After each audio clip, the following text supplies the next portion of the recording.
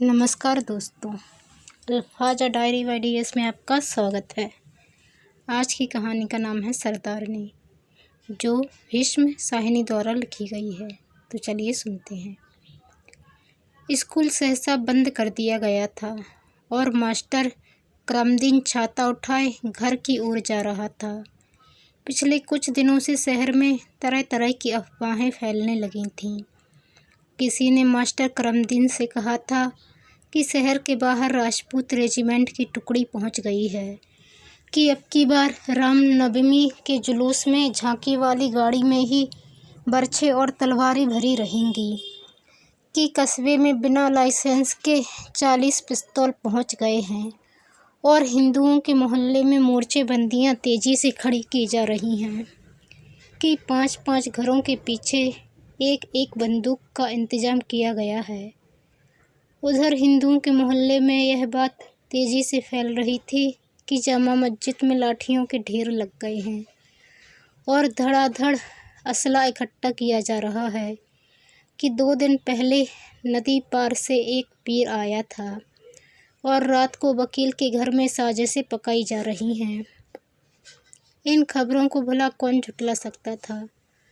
देखते ही देखते शहर में तनाव बढ़ने लगा था। मुसलमानों ने हिंदुओं के मोहल्ले में जाना छोड़ दिया और हिंदुओं सिखों ने मुसलमानों के मोहल्ले में। कोई खोमचे वाला या छावड़ी वाला फेरी पर निकलता तो दिन डूबने से पहले घर लौट जाता। शाम न पड़ते पड़ते ही गलियां और सड़कें सुनसान पड़ने लगीं। एक दूसरे से फुसफुसाते 2-2, 4-4 लोगों की मंडलियां किसी सड़क के किनारे या गली के मुहाने पर खड़ी नजर आने लगी थीं। तनाव और दहशत यहाँ तक फैली कि कहीं कोई तांगा या छकड़ा भी तेजी से भागता नजर आता तो लोगों के कान खड़े हो जाते और दुकानदार अपनी दुकानों के पल्ले गिराने लगते। झरोखों से अध खुले दरवाज़ों के पीछे घूरती आंखें तैनात हो जाती। यह ऐसा वक्त था कि अगर किसी घर के चूल्हे से चिंगारी भी उड़ती तो सारा शहर आग की लपेट में आ सकता था। ऐसा माहौल बन गया था जब आदमी ना तो घर पर बैठ सकता था, ना बाहर खुले बंदों घूम सकता था। वह केवल अफवाह सुन सुनकर परेशान हो सकता था। इसी बढ़ते तनाव को देखकर स्कूल वक्त से पहले बंद कर दिया गया था और बच्चों को दोपहर से पहले ही अपने अपने घर भेज दिया गया था और मास्टर करमदीन छाता उठाए अपने घर की ओर जा रहा था। स्कूल का मास्टर तो यूं भी भीरू स्वभाव दब्बू सा प्राणी होता है, अपने काम से मतलब रखने वाला, ना काहू से दोस्ती ना काहू से बैर, बस किताबें और अखबार बाँचने और फ़लसफ़े बघारने वाला। इसमें शक नहीं कि कभी कभी अंधविश्वासी आग उगलने वाले भी इन्हीं में से निकलते हैं, पर आमतौर पर स्कूल का अध्यापक बड़ा शील स्वभाव और गरीब तबाह आदमी होता है, जो हर किसी की बात सुन भी लेता है और विश्वास भी कर लेता है। मोहल्ले में दाखिल हुए तो मास्टर जी के कान खड़े हो गए। स्कूल में तरह तरह की अफवाहें सुनते रहे थे और जो वारदातें होती हैं वह अंधेरी गलियों में ही होती हैं। भले ही मास्टर जी का आगे पीछे कोई नहीं था, ना रन्न, ना कन्न, ना पत्नी, ना परिवार, फिर भी जान तो जान है। कट कट मरने से तो सभी को डर लगता है। मास्टर जी चले जा रहे थे और हर आहट पर ठिठक ठिठक जाते थे। कहीं कोई पीछे से छुरा उठाए तो नहीं आ रहा, किसी दरवाजे के पीछे कोई घात लगाए तो नहीं बैठा। हर दरवाजे के पीछे उन्हें डोलते साए और घूरती नज़र आंखें आ रही थीं। मन में खौफ तो था ही। सबसे ज़्यादा खौफ इस कारण था कि हिंदुओं सिखों की गली में वही अकेले मुसलमान रहते थे। बरसों की दुआ सलाम तो हमसायों के साथ थी, पर किसी के साथ उठना बैठना आना जाना नहीं था। अकेला आदमी किसी परिवार वाले के साथ कैसे हिल मिल सकता है। यहाँ किसी ने पीठ में छुरा भोंक दिया तो पता भी नहीं चलेगा कि मास्टर कभी था भी या नहीं था। वह घर के अंदर जाने लगे तो पड़ोस वाले घर के बाहर बैठी सरदारनी पर उनकी नज़र पड़ी। उन्हें लगा जैसे पड़ोसन सरदारनी उनकी ओर अजीब सी नज़र से देख रही है। यह मन का गुमान रहा हो या सचमुच ऐसा ही था। उनका मन हुआ कि झट से अपनी कोठी के अंदर घुस जाएं। एक बार मन में यह भी आया कि रोज़ की तरह आदाब अर्ज कर दें, पर अकेली बैठी औरत से दुआ सलाम करने का गलत मतलब भी निकाला जा सकता है। और फिर आज के दिन वह अपनी कोठरी का ताला खोल ही रहे थे कि पीछे से आवाज़ आई, सलाम मास्टर। सरदारनी की आवाज़ थी और सुनते ही मास्टर के मन का तनाव कुछ ढीला पड़ गया। सरदारनी बड़ी हंसमुख पंजाबिन थी, अनपढ़, मुँहफट, सारा वक्त बतियाने वाली, चौड़ी हड्डी की काया, बाल उलझे रहते, छातियाँ उखड़ी रहती, घर के बाहर ही कपड़े धोती, घर के बाहर ही चौका करती और पाँव फटने के पहले कई बार गली के नल पर नहाने भी बैठ जाती थी। मास्टर इससे खम ही खाता था और इसे पसंद भी करता था। इसके पास से गुजरते हुए भी उसे झेप होने लगती थी। ना सरदारनी को पल्ले दुपट्टे का ध्यान रहता, ना इस बात की परवाह कि कौन सुन रहा है, कौन देख रहा है। दिन भर बतियाती थी। मास्टर अपने कमरे में बैठा किताब तक नहीं पढ़ सकता था। उसकी आवाज़ सुनकर मास्टर करमदीन के मन का तनाव कुछ ढीला पड़ा। अगर यह औरत इतनी निश्चिंत हो सकती है तो शहर में कोई तनाव नहीं होगा, सब मनगढ़ंत अफवाहें होंगी।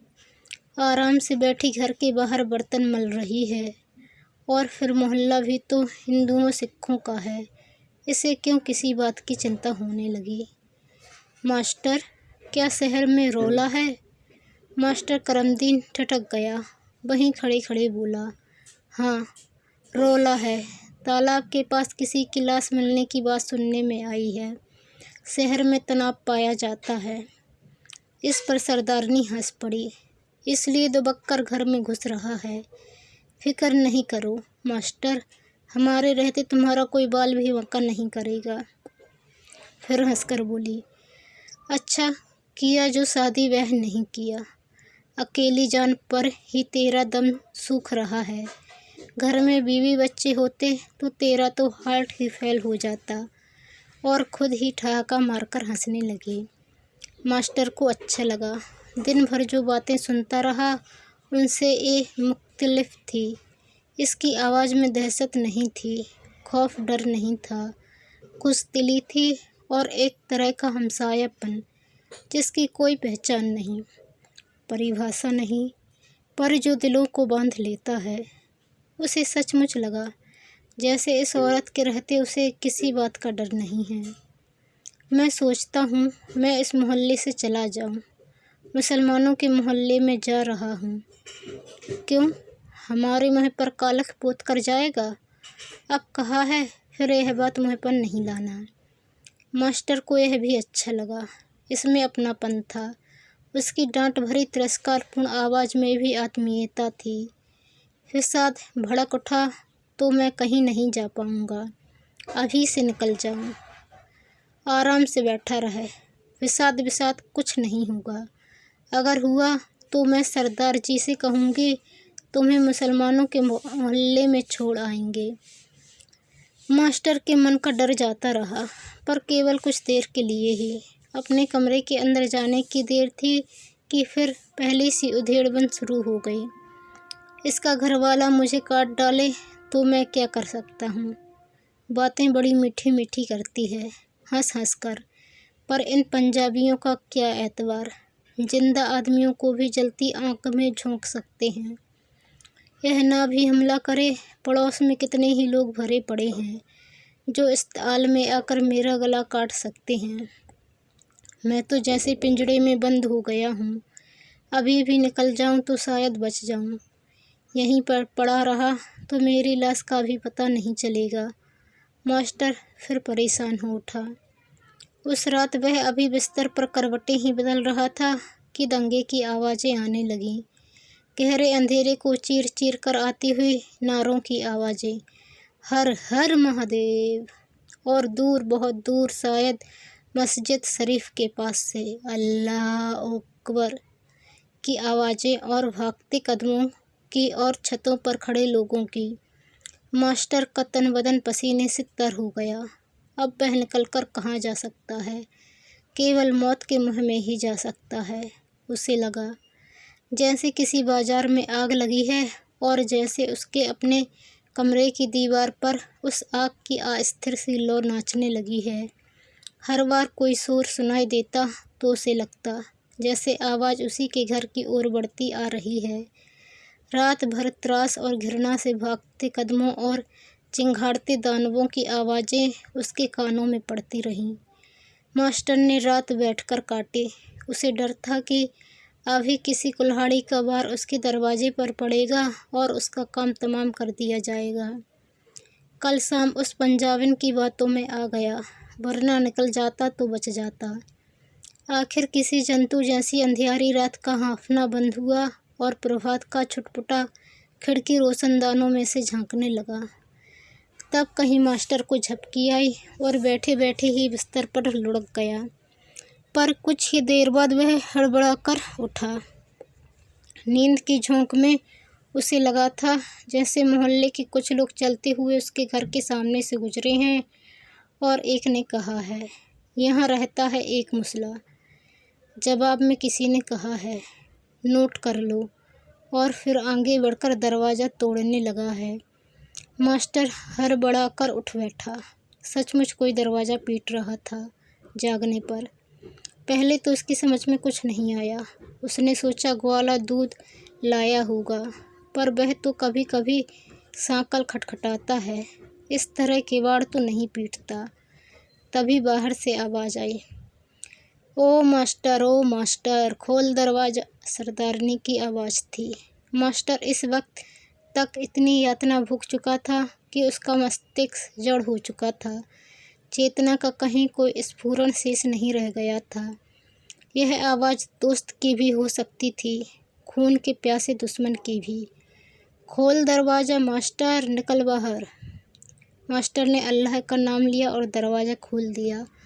सामने सचमुच सरदारनी पड़ोसन खड़ी थी और उसके हाथ में चमचमाती कटार थी, लंबे चमचमाते फल वाली कटार, जिस पर से अभी लाल लाल खून नहीं चूं रहा था। मास्टर को काटो तो खून नहीं। उसका चेहरा पीला पड़ गया और माथे पर ठंडे पसीने की परत आ गई।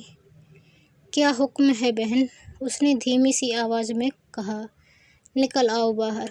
मास्टर को यकीन नहीं हुआ कि यह वही औरत थी जो कल शाम हंस हंस कर बातें कर रही थी और अपने कमरे में आराम से पड़े रहने का आश्वासन दे रही थी। जिंदगी में वही लोग सबसे ज़्यादा धोखा दे जाते हैं जिन पर इंसान सबसे ज़्यादा विश्वास करता है। मास्टर अपने 2 कपड़ों में ही नंगे पांव बाहर निकल आया। चलो मेरे साथ। मास्टर चुप रहा। कहाँ चलूँ इसके साथ? शायद किसी दीवार के पीछे, जैसे लोग दीवार की ओट में मुर्गी काटते हैं या बकरा ज़बह करते हैं। चलो मेरे साथ, उसने कहा और मुड़ पड़ी। मास्टर नंगे पांव उसके पीछे हो लिया। अनजाने में ही उसके हाथ पीठ पीछे बंध गए, जैसे सूली पर चढ़ाए जाने वाले लोगों के बंध जाते हैं। सरदारनी चौड़ी काठ की थी। उसकी सलवार के चौड़े चौड़े पजामे ज़मीन पर सदा घिसटते रहते थे और इस समय भी घिसट रहे थे। बालों की लटें कंधों पर झूल रही थीं। 30 और 40 के बीच की रही होगी सरदारनी। उसने कुछ नहीं बताया कि वह कहाँ जा रही है। मास्टर ने नहीं पूछा कि वह उसे कहाँ ले जा रही है। नंगे पांव वह उसके पीछे चलता जा रहा था। ढीलम ढालम औरत सड़क के बीचों बीच चलती हुई मोहल्ले के बाहर पहुंच गई। तभी सहसा सामने उसी गले की सेरे पर डोलते साए नजर आए। कुछ आदमी मुस्के बांधे हाथों में बर्छे और लाठियां उठाए खड़े थे। मेरा वक्त आ गया है, मास्टर ने मन ही मन कहा और उसके मन में स्थिरता सी आ गई। अब कुछ नहीं हो सकता। मैं धोखा खा गया हूँ। अब कुछ नहीं हो सकता। मुझे पनाह की ज़रूरत थी। यह मुझे घर के बाहर घसीट लाई है। अब कुछ नहीं हो सकता। मास्टर के जेहन में ये शब्द बार बार कौंध रहे थे और उसके शरीर में बहता खून पानी में बदल रहा था। पाँव बार बार लजर जाते थे। आदमियों की गांठ आगे को सरक आई थी। मुस्कों के पीछे आँखों की जोड़ियाँ, हाथों में बरछे। उन्होंने मास्टर की दाढ़ी से ही अपना शिकार पहचान लिया था और आगे बढ़ आए थे। सरदारनी खड़ी हो गई, अपनी कटार अपने सामने करके ऊंची आवाज़ में बोली, यह गुरु गोबिंद सिंह की तलवार है। तुम्हें जान प्यारी है तो सामने से हट जाओ। सरदारनी ने ललकार कर कहा था। उसकी पीठ पीछे खड़ा मास्टर पहले तो समझ नहीं पाया, फिर स्तब्ध सा खड़ा रह गया। मुसके बांधे आदमियों का टोला टुनबार चट्टान की तरह सामने खड़ा था। मास्टर को मालूम हुआ जैसे वह निर्णायक क्षण आ पहुंचा है। वही निर्णायक क्षण जब जीवन की गति थम जाती है और सारा संसार चित्रवत नजर आने लगता है। शताब्दियों लंबा क्षण, ऐसा क्षण जब सब कुछ सपने जैसा लगने लगता है, पर यह सपना नहीं था, जीवन का दारुण सत्य था। सरदारनी चिल्ला रही थी, आगे से हट जाओ, यह गुरु महाराज की तलवार है। आदमियों की गांठ में से पीछे से आवाज़ आई, यह मसल्ला तेरा क्या लगता है, इसे कहाँ ले जा रही है? पर मास्टर ने देखा जैसे किसी दीवार में सहसा दरार पड़ जाए ऊपर से नीचे तक, वैसे ही बरछे भाले वालों की चट्टान बीच में से फट गई। काले काले से जैसे दो टुकड़े हो गए और बीच में से रास्ता खुल गया। दूसरे क्षण सरदारनी अपनी उस छोटी सी कटार को अपने सामने उठाए हुए पहले की ही तरह आगे बढ़ रही थी। उसके बाद मास्टर को कुछ मालूम नहीं रहा कि वे कहाँ गए, किस गली में घुसे, किस किस रास्ते से आगे बढ़ने लगे। उनकी टांगों में ताकत आ गई थी और सिर अपने आप झुक गया था और सरदारनी के पीछे वह चुपचाप आगे बढ़ता जा रहा था। वे जिस गली में घुसे वह गली लंबी थी, हवा में संशय था और दिन का उजाला न होकर प्रभात का छुटपुटा था। पर मास्टर के सीने में उसका धड़कता दिल मानो बल्लियों उछल रहा था। गली पार करके वे फिर सड़क पर आ गए थे और सड़क पर से फिर किसी गली में पहुंच गए थे। गली कहीं टेढ़ी हो गई, कहीं पर मुड़ गई थी। अगर यह औरत मेरे सीने में अपनी कटार घोंप दे तो मुझे मंजूर होगा, मैं इसे एहसान मानकर कबूल कर लूँगा, मास्टर मन ही मन कह रहा था। मुसलमानों के मोहल्ले तक पहुंचना आसान नहीं था। बीच में कितने ही और मोहल्ले पड़ते थे, कितनी ही गलियां, कितने ही टेढ़े मेढ़े रास्ते, और हर मुहाने पर, सड़क के हर नाके पर बरछे भाले उठाए हुए शिकारी रास्ता रोक लेते थे। और एक नहीं 3 जगह पर सरदारनी घिर गई थी। एक घर पर से तो किसी ने पत्थर भी फेंका था। कई बार माँ बहन की गालियाँ और भयानक धमकियाँ भी सुनने को मिली थीं। पर गुरु महाराज की कटार, जो वास्तव में लंबे फल वाले चाकू से ज़्यादा नहीं थी, वह सचमुच उस सरदारनी के हाथ में निहत्थों की रक्षा करने वाली, निसहाय लोगों का त्राण, अन्याय के विरुद्ध सहस्त्रों वर्षों भालों को काट गिराने की क्षमता रखने वाली कटार। जैसे वह चलेगी तो उसमें से बिजलियाँ फूटेंगी और आतताइयों के हाथ से उनके बरछे भाले गिर पड़ेंगे। देवियाँ और क्या होती होंगी, मास्टर सोच रहा था। यह गुरु महाराज की तलवार है, किसी आतताई को नहीं छोड़ेगी।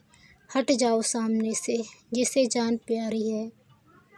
मास्टर मुसलमानों के मोहल्ले में पहुंच चुका था जब सरदारनी का दमकता हुआ चेहरा मास्टर को देखने को मिला, गंभीर कठोर, जैसे चट्टान में से तरासा गया हो। जाओ मास्टर, उसने कहा और उन्हीं कदमों अपने मोहल्ले की ओर लौट पड़ी। फसाद की आग धू धू करके बहुत दिनों तक जलती रही। बसा बसाया नगर मसान जैसा बन गया। बुनकरों के करघे जल गए, मंडी जल गई, अनगिनत दुकानें लूटी गईं। आग के शोले आसमान को छूते थे। कितने ही लोग मारे गए। पर धीरे धीरे लोगों को होश आया, दुःस्वप्न टूटा, कुछ जुनून उतरा, पर अभी तक लोगों को मालूम नहीं हो पाया था कि यह क्यों हुआ और किसने करवाया। तभी नेता लोग भी पहुंच गए। बरसात के बाद जैसे कुकरमुत्ते उग आते हैं, हर फसाद के बाद लीडर लोग पहुंच जाते हैं। लीडर पहुंचे, अखबार नवीस पहुंचे, फोटोग्राफर पहुंचे। तभी इंसानियत से प्रेम करने वाले कुछ लोगों को सरदारनी की भी याद आई। मास्टर करमदीन अपने कुछ साथियों को लेकर, साथियों को ही नहीं, बहुत से बुजुर्गों, अमन पसंद लोगों को लेकर अपने मोहल्ले में आया। गली का मोड़ मुड़ने पर उसने देखा कि सरदारनी अपने घर के बाहर चूल्हा जला रही थी। सरदारनी ने बहुत से लोगों को आते देखा तो उठ खड़ी हुई और दरवाजे की ओट में हो गई। उसकी समझ में नहीं आया कि कौन लोग हैं, कहाँ से आए हैं, क्यों आए हैं। मास्टर करमदीन भीड़ में पीछे कहीं खड़ा था, पर उम्र रशीदा लोगों की मंडली उसके घर के सामने आकर रुक गई थी। सरदारनी के कारनामे को सुनकर उसके सामने प्रशंसा के 2 शब्द अपने हृदय की उदार व्यक्त करने चले आए थे, पर सरदारनी दरवाजे की ओट से बाहर नहीं आई।